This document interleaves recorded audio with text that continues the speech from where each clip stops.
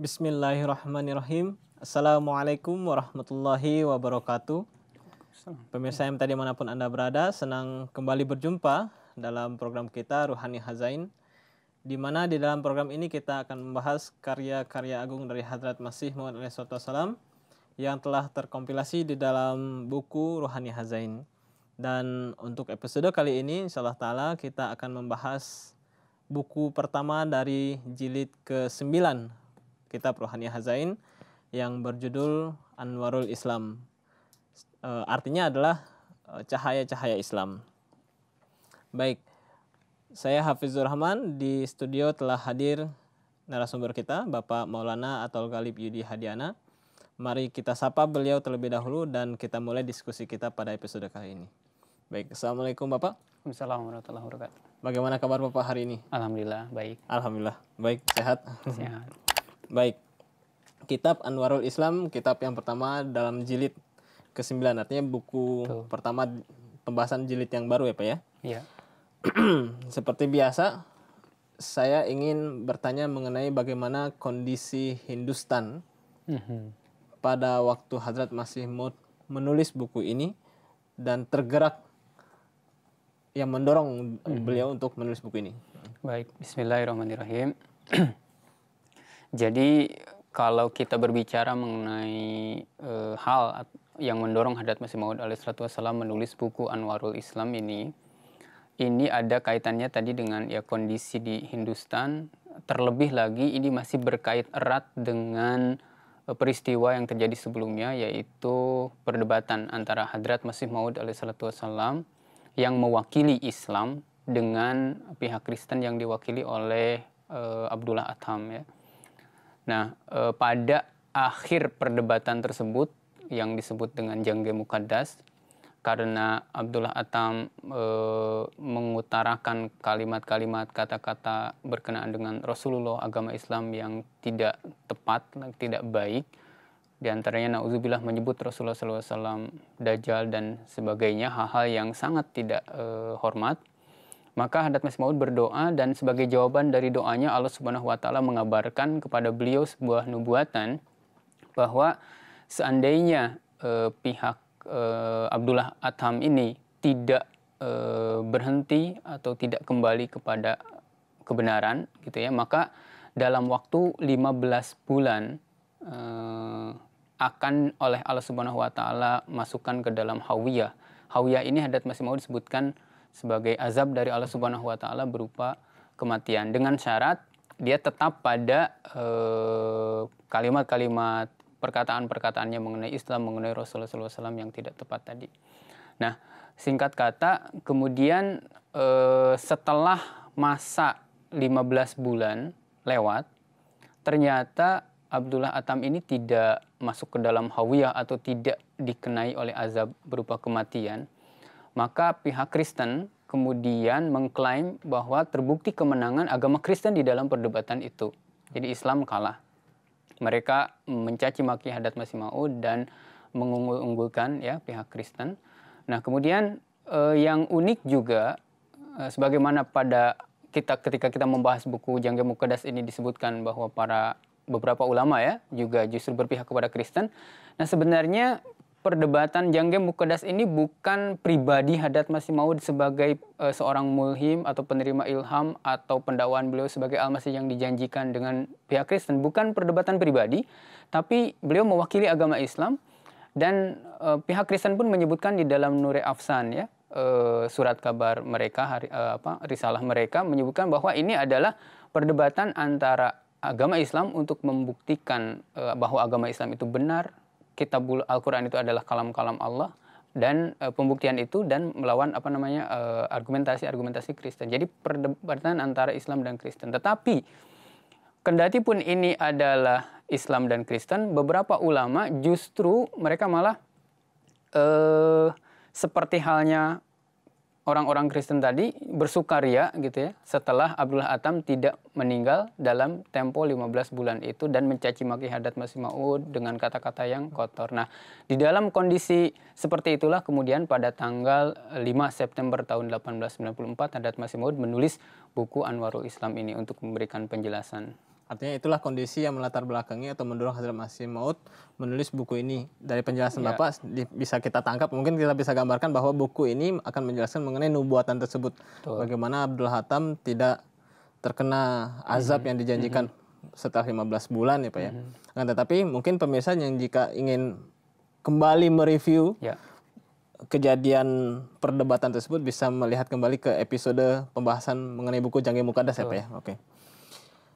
Sebelum kita masuk ke pembahasan utama yang memang sebagian besar bisa kita tebak bahwa mengenai nubuatan tersebut, saya ingin tanyakan kepada Bapak bagian-bagian apa saja yang beliau jelaskan secara kuat di dalam buku ini. Baik, jika kita coba sampaikan secara umum ya, garis besar daripada isi buku ini, ya sebagaimana tadi disebutkan di dalam latar belakangnya, tentu Hadrat Masih Maud di sini membahas berkenaan dengan nubuatan ya, yang disampaikan pada akhir Jangge Muqaddas atau perdebatan dengan Abdullah Atam tadi.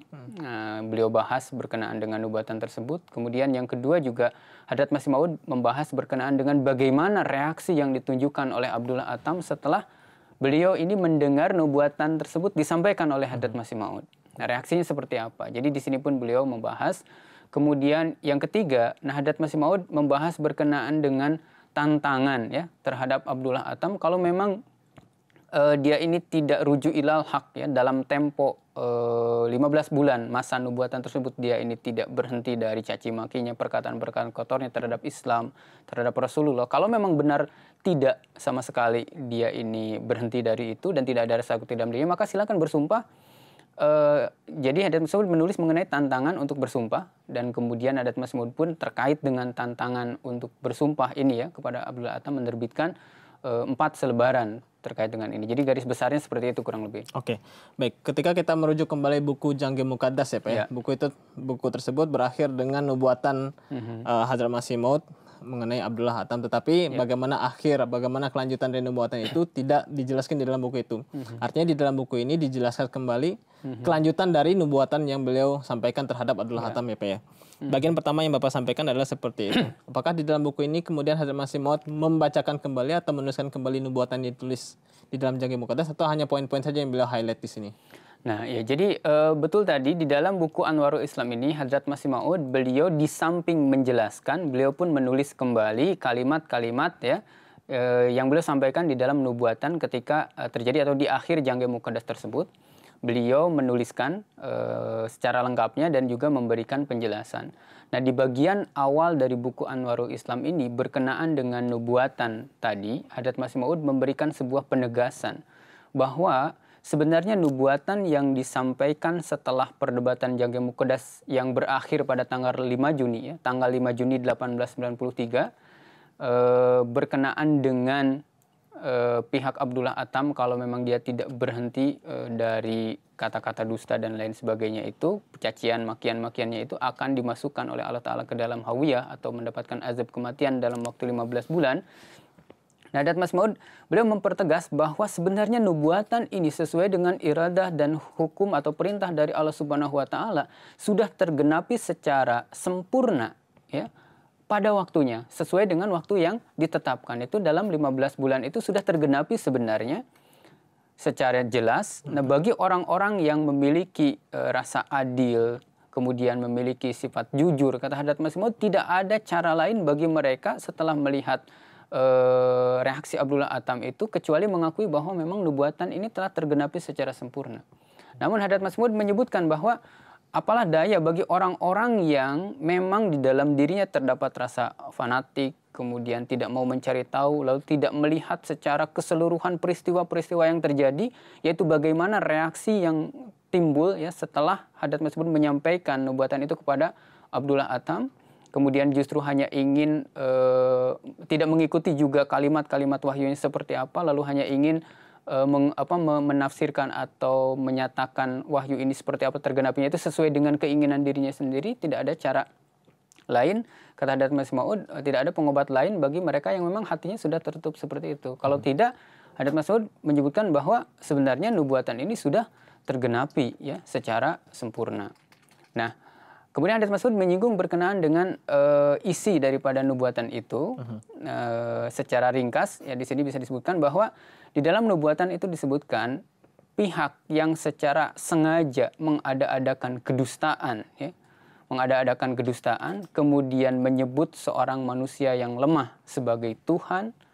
Nah, kemudian lagi berkenaan dengan agama Islam dan lain sebagainya, gitu ya, mencaci maki, menyampaikan perkataan-perkataan kotor itu. Nah, maka dalam waktu 15 bulan itu akan dimasukkan oleh Allah Ta'ala ke dalam hawa, akan menerima azab berupa kematian dengan syarat, kata Hadrat Masih Maud, dia tidak berhenti atau tidak kembali kepada kebenaran atau rujuk ilal haq. Nah, ada syarat, artinya nubuatan bahwa Adham akan dikenai azab berupa kematian ini bersyarat. Kalau dia tidak berhenti, kalau dia tidak rujuk ilal haq, tidak kembali kepada kebenaran, tidak ada sedikit pun rasa takut di dalam dirinya terhadap kebenaran Islam, kebenaran nubuatan yang disampaikan oleh Hadrat Masih Maud. Dan terbukti dari kenyataan yang ada, Hadrat Masih Maud menegaskan bahwa ya Abdullah Adham itu reaksinya ya dia takut, gitu ya. Oleh karena itulah maka Allah Subhanahu wa taala kemudian tidak menurunkan azab berupa kematian. Oke.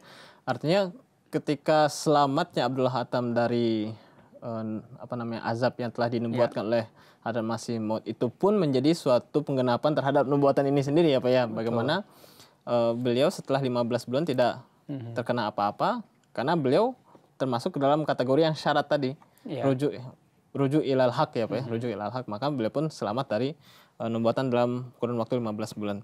Nah, saya ingin tahu bagaimana sebenarnya reaksi Abdullah Adham ketika mendengar nubuatan yang dilontarkan atau disampaikan oleh Hadrat Masih Maud.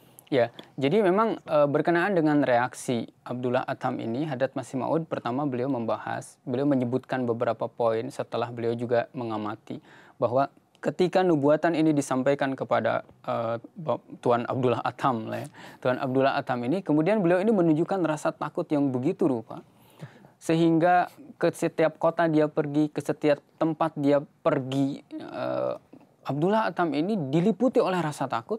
Sampai-sampai Hadrat Masih Maud di dalam buku ini menuliskan bahwa dengan anjing pun dia takut, jangan-jangan ini jadi sarana yang bisa menyebabkan kematiannya. Dengan ular pun dia takut, dengan orang pun dia takut. Kemanapun pergi dia ini diliputi oleh rasa takut. Nah, ini yang oleh Hadrat Masih Maud jelaskan di dalam buku ini. Dan ini pula yang kemudian menyebabkan Allah Subhanahu wa taala tidak jadi menurunkan azab. Karena memang bersyarat dan syaratnya itu tadi tidak terpenuhi karena terbukti bahwa Abdullah Adham ini kembali kepada kebenaran. Nah, kemudian berkenaan dengan ini Hadrat Masih Maud pun memberikan penjelasan berupa ilham yang beliau terima dari Allah Subhanahu wa taala bahwa Allah Subhanahu wa taala mengetahui ya reaksi yang terjadi terhadap Abdullah Adham ketika nubuatan mengenai azab ini disampaikan oleh Hadrat Masih Maud. Nah, di dalam buku ini Hadrat Masih Maud beliau menulis ilham yang beliau terima dari Allah Subhanahu wa taala. Saya bacakan sebagiannya. Nah, beliau menulis ilhamnya, "Ittala Allah ala hammihi wa ghammihi walan tajida li sunnatillahi tabdila wala ta'jabu wala tahzanu wa antumul a'launa in kuntum mu'minin." Jadi ini adalah ilham yang diterima oleh Hadrat Masih Maud berkenaan dengan bagaimana reaksi Abdullah Adham setelah mendengar nubuatan tadi disampaikan. Di sini Hadrat Masih Maud menyampaikan ilhamnya, kurang lebih terjemahannya adalah Allah Subhanahu wa taala mengetahui hammihi wa ghammihi ya.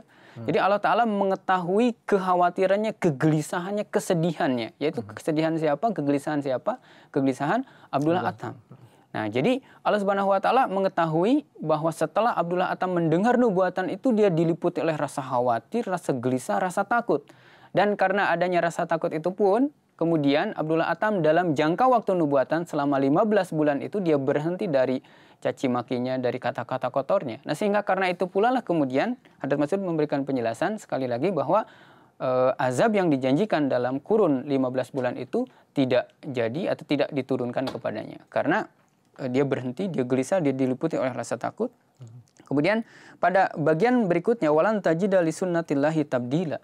Hadrat Masih Maud pun menjelaskan bahwa dan engkau tidak akan mendapati perubahan di dalam sunnah Allah, di dalam kebiasaan Allah Subhanahu wa taala. Ini pun mafhumnya dijelaskan oleh beliau bahwa kebiasaan atau sunnah Allah Subhanahu wa taala adalah Allah Subhanahu wa taala tidak akan menurunkan azab, apakah itu kematian dan lain sebagainya, kepada seseorang jika memang di dalam dirinya sebab-sebab untuk turunnya azab itu sudah tidak ada. Nah, inilah sunnah Allah Subhanahu wa taala, inilah kebiasaan Allah Subhanahu wa taala. Dan jika ini dikorelasikan dengan reaksi dari Abdullah Atham setelah mendengar nubuatan tadi, yang tadi diam, takut, berhenti dari caci makinya, sampai-sampai disebutkan di dalam salah satu buku, yaitu di dalam salah satu buku ya, bahwa dia ini mengangkat tangan di telinganya lalu mengatakan bahwa dia tidak pernah menulis seperti itu, ya tidak pernah mengatakan Rasulullah dia, dan kata-kata yang jelek lainnya. Nah, ini kan menggambarkan bahwa Abdullah Atham itu dia berhenti. Nah, maka penyebab untuk turunnya azab sudah tidak ada, azabnya pun tidak turun. Kebiasaan Allah Ta'ala tidak akan memberikan azab jika sebab untuk mengazabnya itu sudah tidak ada di dalam diri seseorang. Jadi ini reaksi Abdullah Atham yang dijelaskan oleh Hadrat Mas'ud, baik melalui pengamatan tadi situasi reaksinya seperti apa, kesehariannya, pergi kemana diliputi rasa takut, lalu juga dipertegas oleh ilham yang Allah Subhanahu wa taala ilham yang Allah Ta'ala turunkan dan diterima oleh Hadrat Masih Maud. Dan juga bagaimana sunnah Allah Ta'ala yang jika sebab-sebab turunnya azab itu sudah hilang, maka azab itu pun tidak akan turun. Betul. Oke, baik. Nah, jika kita melihat reaksi Abdullah Atham ini, seolah-olah beliau sudah rujuk ilal haq ya Pak ya. Telah kembali, telah bertobat, seolah-olah seperti itu. Lalu bagaimana kaitannya dengan poin yang selanjutnya yang Bapak sampaikan adalah Hadrat Masih Maud kemudian menantang kembali Abdullah Atham untuk bersumpah. Ini tadi reaksinya adalah sudah tumbuh, sudah muncul rasa takut. Lalu kenapa pula Hadrat Masih Maud kemudian kembali menantang? Bisa Bapak jelaskan? Nah, iya. Jadi kenapa Hadrat Masih Maud kemudian menyampaikan tantangan kepada Abdullah Atham dan pihak Kristen untuk bersumpah ya? Karena apa? Hadrat Masih Maud menyampaikan bahwa sebenarnya dari apa yang dijelaskan oleh beliau, dari reaksi yang diperlihatkan oleh Abdullah Atham menunjukkan penggenapan dari ilham yang beliau terima dari Allah Ta'ala tadi, bahwa memang Abdullah Atham ini rujuk ilal haq, dia berhenti dari caci makinya, dia berhenti dari kata-kata kotornya itu tadi, sehingga Allah Ta'ala tidak menurunkan azab. Dan ini membuktikan bahwa nubuatan yang beliau sampaikan di dalam akhir Jami Muqaddas tadi tergenapi secara sempurna. Nah, tetapi kalau memang masih ada dan memang terbukti seperti itu, yaitu pihak Kristen senantiasa mengklaim bahwa ini membuktikan tidak meninggalnya Abdullah Atham, membuktikan Islam kalah dan pihak Kristen yang menang. Nah, kalau memang masih mengklaim seperti itu dan bersikukuh seperti itu setelah dijelaskan oleh Hadrat Masih Maud seperti tadi, maka Hadrat Masih Maud disampaikan bahwa beliau ini siap untuk bermubahalah, untuk memutuskan siapa yang ada dalam kemenangan, apakah pihak Kristen atau pihak Islam. Hadrat Masih Maud menyampaikan, saya siap untuk bermubahalah, untuk membuktikan kemenangan tadi. Nah, kemudian bagaimana cara mubahalahnya? Hadrat Masih Maud pun mengusulkan di dalam buku ini tata cara bermubahalahnya. Jadi hendaklah pada waktu atau tanggal yang ditetapkan, kedua belah pihak ini berkumpul di sebuah medan atau lapangan ya, yang dihadiri oleh orang banyak. Lalu di situ silakan Abdullah Atham ini berdiri. Lalu setelah berdiri beliau mengucapkan sumpah 3 kali, dan poin-poin dari isi dari sumpahnya itu Hadrat Masih Maud pun usulkan di sini. Jadi poin yang pertama yang harus dikemukakan dalam sumpah Abdullah Atham 3 kali tadi itu, yang pertama bahwa dalam jangka waktu nubuatan tadi, yaitu dalam jangka waktu 15 bulan tadi, dia sama sekali di dalam hatinya tidak merasa gentar sedikit pun, tidak merasa takut sedikit pun terhadap ru'ub Islam, terhadap ru'ub dari nubuatan itu sendiri. Kemudian poin yang kedua, hendaklah ia bersumpah juga bahwa selama masa nubuatan itu, dia tetap menganggap bahwa Rasulullah SAW dan agama Islam itu tidak benar. Kemudian selama masa nubuatan itu, dia senantiasa berkeyakinan bahwa Nabi Isa adalah anak Allah sekaligus Tuhan itu sendiri. Kemudian hendaklah Abdullah Atham juga bersumpah bahwa dia ini menyatakan kebenaran, tidak ada sesuatu yang bertentangan dengan kebenaran. Jika memang dia mengemukakan sesuatu yang bertentangan dengan kebenaran, yaitu dari poin-poin yang tadi, tidak sesuai dengan kenyataannya, maka hendaklah dia berdoa kepada Allah agar dalam waktu 1 tahun, Allah Subhanahu wa taala menurunkan azab kepadanya. Nah, Hadrat Masih sampaikan, jika dalam waktu 1 tahun setelah bersumpah dengan menempuh syarat seperti tadi diusulkan oleh Hadrat Masih Maud, dalam waktu 1 tahun dia juga tidak dikenai azab atau tidak meninggal sesuai dengan pernyataannya tadi, maka saya bersedia untuk memberikan hadiah 1000 rupiah, kata Hadrat Masih Maud. Oke. Artinya beberapa poin saya ingin highlight, ini penting. 4 poin sumpah ya yang hendaknya Abdullah Atham sampaikan ya. Dalam sumpah beliau. Yang pertama adalah Abdullah Atam ini tidak gentar dengan rule Islam ya. Kemudian tetap menganggap Rasulullah dan Islam itu tidak benar. Betul. Kemudian tetap menganggap Isa itu sebagai anak Tuhan dan Tuhan itu sendiri. Dan yang keempat adalah menyatakan bahwa apa yang beliau sampaikan itu tidak bertentangan dengan kebenaran. 4 poin itu yang hendaknya ada dalam sumpah beliau di hadapan orang-orang ya Pak ya. Betul. Oke. Dan ini jangka waktunya adalah 1 tahun. Iya, jadi kalau dalam jangka waktu 1 tahun setelah itu hendaklah ia berdoa ya dalam jangka waktu 1 tahun. Kalau dia mengatakan kebohongan maka akan mendapatkan azab atau kematian. Oke, baik. Lalu kemudian Bapak menyampaikan ada 4 selebaran yang kemudian Hadrat Masih Maud terbitkan. Ini mengenai apa saja, bisa Bapak jelaskan? Nah ya, jadi ini masih ada kaitannya dengan tantangan Hadrat Masih Maud di dalam bagian awal buku Anwarul Islam ini. Jadi beliau kemudian, ini dituliskan oleh beliau tanggal 5 September 1894. Lalu kemudian sebagai zamimah, sebagai tambahan dari buku Anwarul Islam ini, beliau menuliskan sebuah selebaran yang ditulis oleh beliau tanggal 9 September ya, tahun 1894. Nah, selebaran ini mempertegas gitu ya tantangan beliau di dalam bagian awal buku Anwarul Islam ini, yaitu tantangan kepada Abdullah Atam untuk bersumpah dengan poin-poin sumpah persyaratan-persyaratan seperti yang dijelaskan di dalam buku Anwarul Islam bagian awal tadi, dan mempertegas hadiah 1.000 rupiah akan diberikan jika memang dalam jangka waktu 1 tahun Allah Ta'ala tidak menurunkan azab. Bagian pertama adalah mempertegas yang tadi ya, poin-poin sumpah dan kemudian hadiah itu ya. Iya. Oke, bagian kedua Pak. Nah kemudian ini kan ditulis tanggal 9 September 1894. Nah, Hadrat Masih Maud beliau menyampaikan dalam jangka waktu 1 minggu ya harus ditanggapi atau dijawab. Itu di dalam selebaran yang pertama. Namun kemudian dalam jangka waktu 1 minggu itu ternyata tidak juga ditanggapi atau tidak juga dijawab oleh pihak Abdullah Atam. Maka beliau menerbitkan selebaran kedua tanggal 20 September 1894. Di dalam selebaran ini beliau menegaskan kembali tantangan beliau, sekaligus beliau menaikkan jumlah hadiah yang akan diberikan.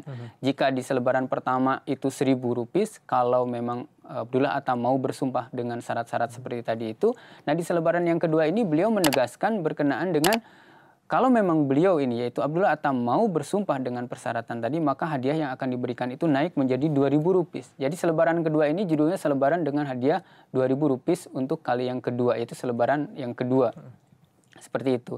Nah, kemudian di dalam selebaran ini pun Hadrat Masih Maud menyebutkan bahwa sebenarnya bukti rujuk ilal haknya atau kembali kepada kebenarannya Abdullah Atam itu pada awalnya satu gitu ya, buktinya yaitu reaksi dia selama 15 bulan masa nubuatan itu. Tapi kemudian setelah selebaran yang pertama diterbitkan, akan diberikan hadiah 1.000 rupiah kalau memang mau bersumpah dengan syarat-syarat sumpah seperti itu, seperti dijelaskan tadi. Tidak menanggapi hal itu, ini menjadi bukti yang kedua. Gitu. Nah, kemudian untuk mempertegas bukti itu, Hadrat Masih Maud kemudian dia menerbitkan selebaran yang kedua ini dengan hadiah 2.000 rupiah. Bagaimana dengan selebaran ketiga dan keempat? Nah, selebaran yang ketiga dan keempat pun kurang lebih isinya sama, mempertegas tantangan Hadrat Masih Maud alaihissalatu wassalam kepada Abdullah Atam untuk bersumpah. Cuma di selebaran yang ketiga ini beliau naikkan lagi jumlah hadiahnya menjadi 3.000 rupiah. Nah, selebaran yang ketiga. Nah, di selebaran yang keempat, karena selebaran 1, 2, 3 ini tidak ditanggapi atau tidak dijawab, maka pada selebaran yang keempat, kemudian Hadrat Masih Maud pun menaikkan hadiahnya lagi menjadi 4.000 rupiah. Jadi 4.000 rupiah hadiah akan diberikan kepada Abdullah Atam seandainya beliau mau bersumpah 3 kali di hadapan orang banyak dan menyatakan bahwa dalam jangka waktu nubuatan yaitu 15 bulan tadi sama sekali dirinya tidak ada rasa gentar, rasa takut, tetap menganggap Islam dan Rasulullah itu tidak benar, tetap meyakini Nabi Isa alaihissalam itu sebagai anak Tuhan dan Tuhan, dan ia menyatakan bahwa apa yang dikatakannya tidak bertentangan dengan kebenaran. Nah, seandainya dia mau, akan diberikan hadiah 4.000 rupiah, namun kemudian ternyata untuk selebaran yang keempat pun beliau, yaitu Abdullah Atam ini tidak menanggapi ya, atau tidak mau bersumpah, dan ini menjadi pembuktian yang sangat kuat bahwa memang Abdullah Atam itu rujuk ilal haq gitu ya, atau kembali kepada kebenaran pada masa-masa nubuatan tadi, sehingga janji azab yang dinubuatkan oleh Hadrat Masih Maud itu sesuai dengan sunnah Allah Subhanahu wa taala, sebabnya sudah tidak ada karena Abdullah Atam rujuk ilal haq, dia berhenti, maka azabnya pun tidak turun kepada Jadi Abu setiap selebaran yang dikeluarkan adalah menjadi tanda pembuktian kebenaran Hazrat Masih Maud. yang memperkuat. Oke, baik. Inilah bagian akhir buku Anwarul Islam, pembahasannya berakhir dengan pembahasan selebaran keempat ya Pak ya. Betul. Oke, baik. Baik, mudah-mudahan apa yang telah Bapak sampaikan menambah wawasan kita mengenai buku-buku Hazrat Masih Maud alaihissalam. Iya. Baik. Baik, pemirsa MTA dimanapun Anda berada, demikianlah pembahasan kita mengenai buku pertama di jilid ke-9 Rohani Hazain yang berjudul Anwarul Islam atau Cahaya-Cahaya Islam. Mudah-mudahan bisa menambah wawasan kita dan semakin memperkuat keimanan kita kepada kebenaran Hazrat Masih Maud alaihissalam. Saya Hafizur Rahman beserta kru yang bertugas dalam episode kali ini mohon undur diri. Wabillahi taufiq wal hidayah. Assalamualaikum warahmatullahi wabarakatuh. Waalaikumsalam warahmatullahi wabarakatuh.